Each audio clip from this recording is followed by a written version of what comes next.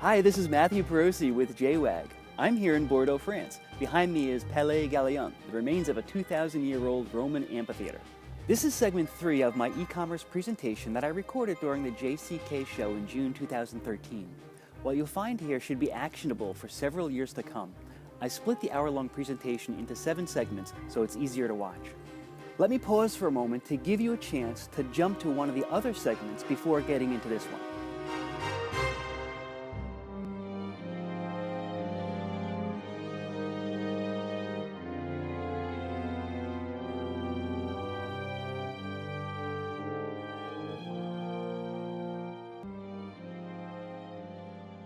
In this segment, you'll find out all the annoying requirements of PCI compliance. Take a look.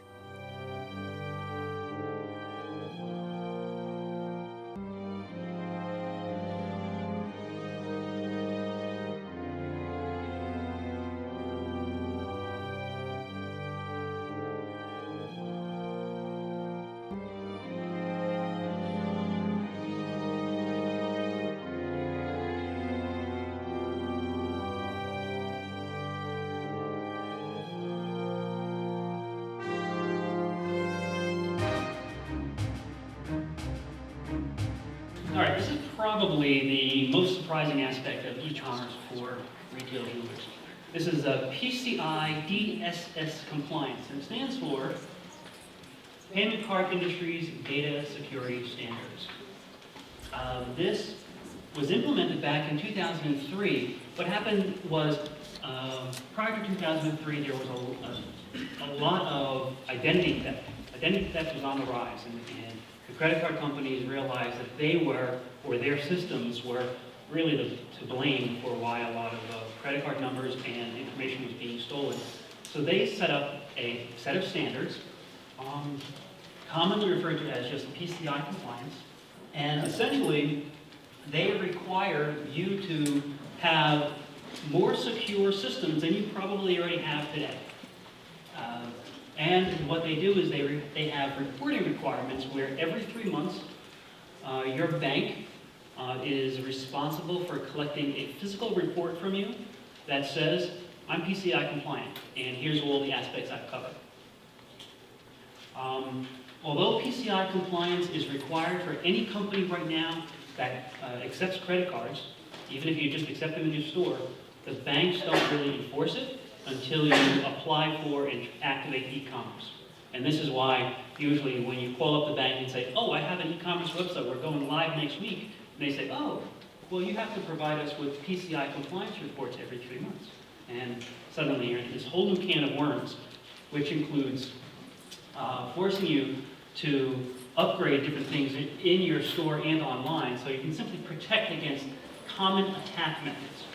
Now, my point of view is if somebody wants to steal from you, if somebody wants to break into your website, if somebody wants to rob your store, they're going to figure out a way to do it.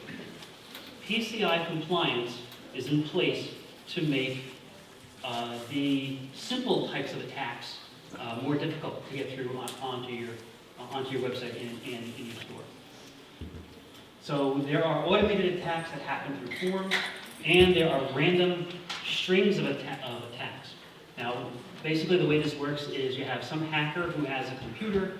He keeps sending random garbage through what looks like a web browser, and your website interprets it as a web browser. But it happens so quickly and it happens so aggressively that sometimes your website, for lack of a better word, just throws up. And what happens is whatever is in memory at the time, your website is nothing more than a computer. So imagine when you get a blue screen of death on a Windows computer, the same thing could happen on your website.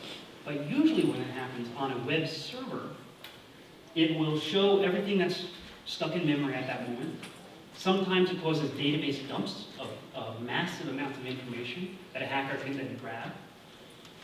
Sometimes they are able to open up backdoors and drop Trojan software onto your servers, and later on, those Trojans will activate and do other things to your website. And hackers are smart. There's new ideas that come out every single day. So PCI compliance protects you from basic attacks that would expose this information. Now, the thing is, Your credit card information that you save on an e-commerce website, that's going to be in a database. It's going to be in RAM. So if somebody can successfully make your website explode, they might be able to see that credit card information. And that's why PCI compliance becomes important.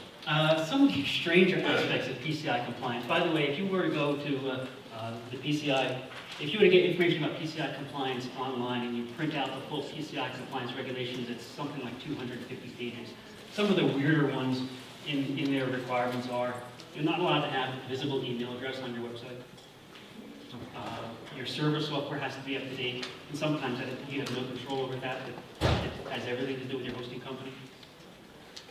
They want to make sure that your internet connection at your store is secure. You know, if you have DSL or cable, you don't even have responsibility of that. You've got to get your cable company involved. If you have a Wi-Fi router in your store, and if you are able to open up your smartphone and see the name of your Wi-Fi router in your smartphone, well, you're not PCI compliant because you have to hide your Wi-Fi router settings from the public. Your point of sale system needs to be upgraded so that you can limit the number of employees who can see credit card information in your store.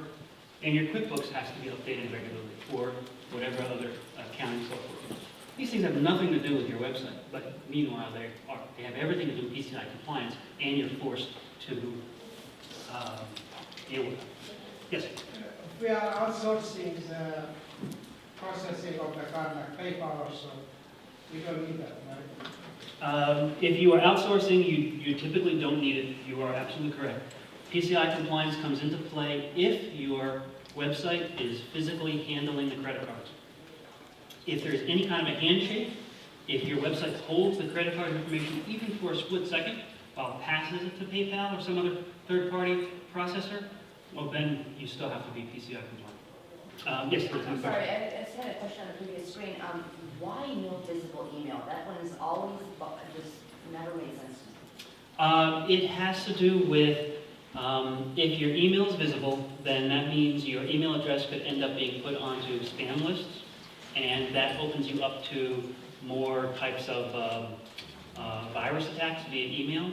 And essentially what they're saying is we are preventing you from doing something that they consider stupid, and which then creates a greater risk at some point down the line if you do not have the proper antivirus software on your computer to protect against email attacks. So can you bypass that by proving that you have the proper filtration before it even hits the server, and then after that you have a certain degree of antivirus protection? No, it's just plain and simple that if you have your email address exposed, written out in letters, so if it's info@jewelrystore.com, then that's not compliant. If you want to change it to image, then that's compliant. It's pretty idiotic that way. Another question. I was going to say, I feel like every website, Ecommerce, Amazon, they have so many different written out email addresses to contact them. Any e-commerce site has to, you have to, because that's the way that you contact them on the internet. What we do is we teach every jeweler that they should just put a contact form up and use the contact form instead of the actual email address. Oh, so you just have Just have a contact form, enter your email information, your name, your question, and then click submit, and then you solve that issue. Another question? Yeah, I'm sorry, it goes back to the previous screen as well. About being PCI compliant when your name appears on your smartphone. Yes. Yeah. Where there's the lock next to it. Doesn't matter. Most of the non-professional grade Wi-Fi routers that you can have in your store, because I'm quite confident that most jewelers can't afford a $2,000 Wi-Fi router that Cisco makes.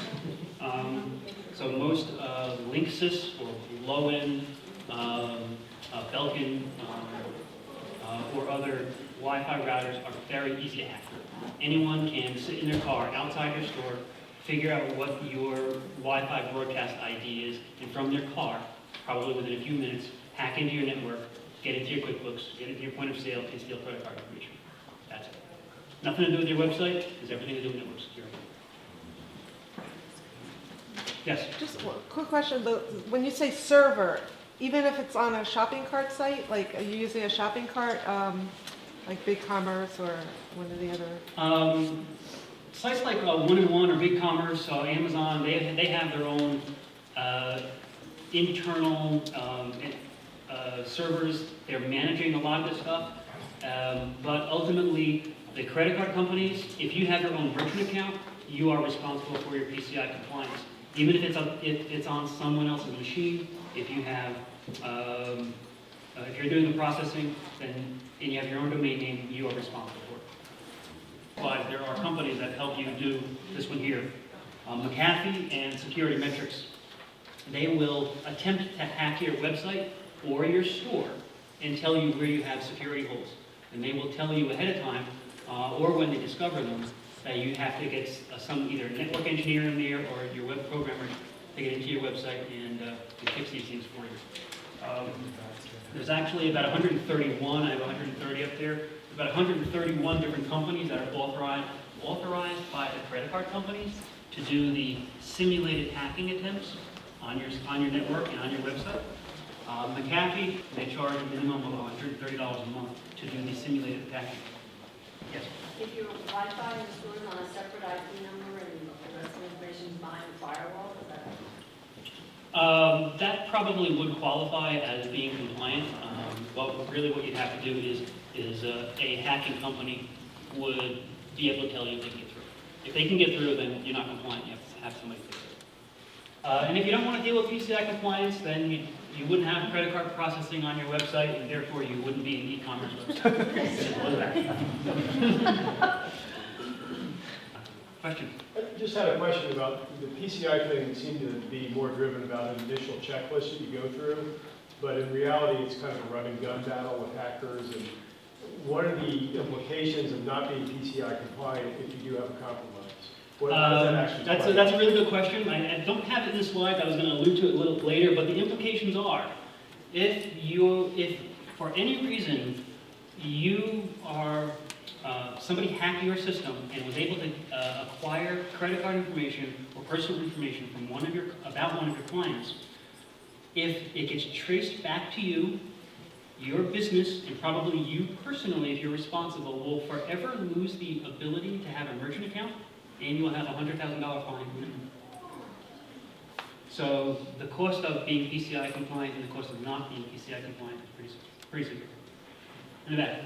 Is there like a website checklist to make sure you're PCI compliant? Yes, right there. PCISecurityStandards.org. You can download the PCI compliance book.